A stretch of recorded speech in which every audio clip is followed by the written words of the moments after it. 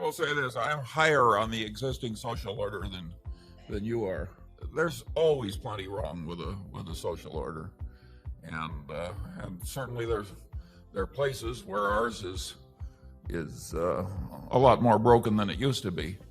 I don't think Warren and I have any wonderful solution to all the problems of the world, but wishing for $1 million instead of some more tangible short step is the wrong frame of mind. That isn't the way we got our $1 million. Warren might give a different answer, by the way. He's no, I would agree with the wishing for a job. Makes a lot of sense to me, and figuring out how to get one and then going from there. But there is, and always has been. That doesn't mean it always should be, but there is a tremendous amount of inequality. What you don't want is an inequality of opportunity. There will be a lot of inequality in ability. A market system like we have turns out what people want. If they want to watch a heavyweight fight and they want to watch Mike Tyson, they're going to pay him $25 million for getting in the ring for a few minutes. And it produces what people like, and it produces in an abundance, and it's done very well in terms of production. It is much better to be in the bottom 20% in this country now than it was 50 years ago, and it's better to be in the bottom 20% of this country than in any other country. But it still isn't very satisfactory.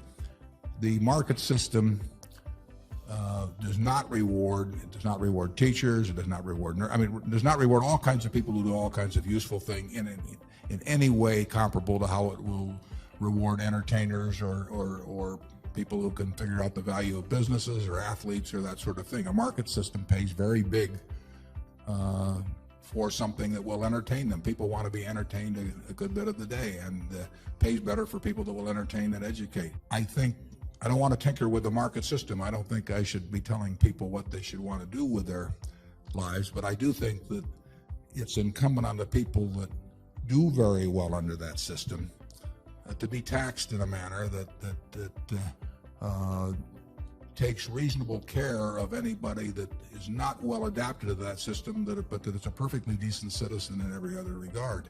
And that is, I don't want to start getting into comparable worth in terms of how I tax, but I do think that somebody like me that happens to just fit this system magnificently, but wouldn't be worth a damn in Bangladesh or someplace, because what I have wouldn't pay off there. Their system would not reward that. I think that we get from society. This society provides me with enormous rewards for what I bring to the game. And it does the same with Mike Tyson, and it does the same with some guy whose adenoids are right for singing or whatever it may be. And I don't want to tamper with that, but I do think those people who are getting all kinds of claim checks on the rest of society from that really fall through the slats on that. And I think progress has been made on that over the last 50 years, but I think we're far from a perfect society in that respect. And I hope more progress is made in the next 50 years. I don't think the wishing for the $1 million though is it doesn't work that way. I think, but if you are lucky enough to have something that the market system rewards, you do very well here. And if you're unlucky enough to have something it doesn't reward, you do better now than you would have 30 or 40 years ago, and you do better than in other countries. But I can see where it seems very unjust to look at somebody else who has just a little different mix of talents that can achieve claim checks in a way that keeps them and the next 5 generations of their family in a position where they don't have to do very much. I would say that I like a certain amount of social intervention takes some of the inequality out of results in capitalism, but I hate with a passion rewarding anything that can be easily faked, because I think then people lie, and lying works, and the lying spreads, and I think your whole civilization deteriorates. If I were running the world, the compensation for stress under workman's compensation would be zero. Not because there isn't real stress, because there's no way to keep the fakery out if you reward stress at all. There was a great article, and this applies to an earlier question.